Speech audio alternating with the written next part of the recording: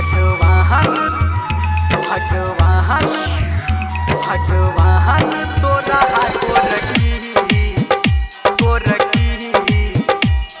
अभी आप सुन रहे हैं धर्मेंद्र निर्मलिया को।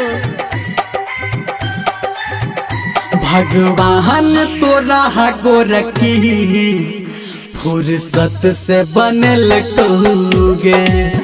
भगवान तोरा गोरकी फुर्सत से बनल कहूगे।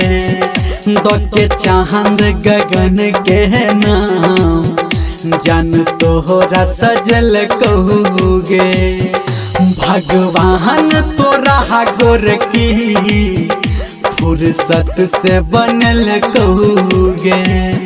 भगवान तोरा गोरकी फुर्सत से बनल कहूगे।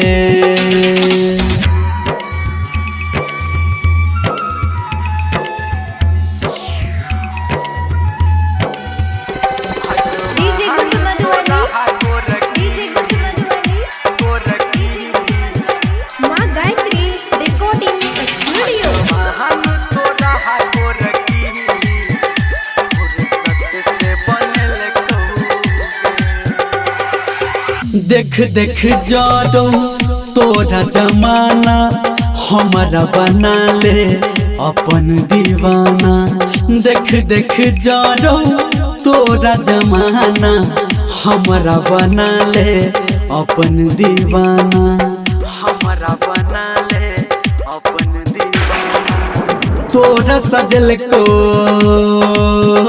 भगवान तोरा गोरकी फुर्सत से बनल कहूगे। भगवान तोरा गोरकी फुर्सत से बनल कहूगे।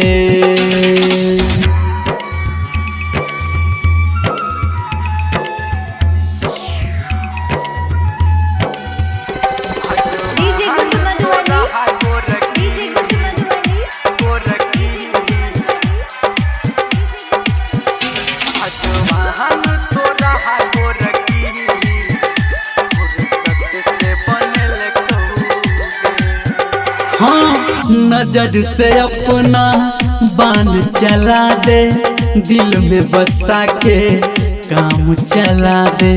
नजर से अपना बान चला दे दिल में बसा के काम चला दे। दिल में बसा के काम चला दे। कहो धर्मेंद्र गे भगवान तोरा गोरकी फुर्सत से बनल कहूगे।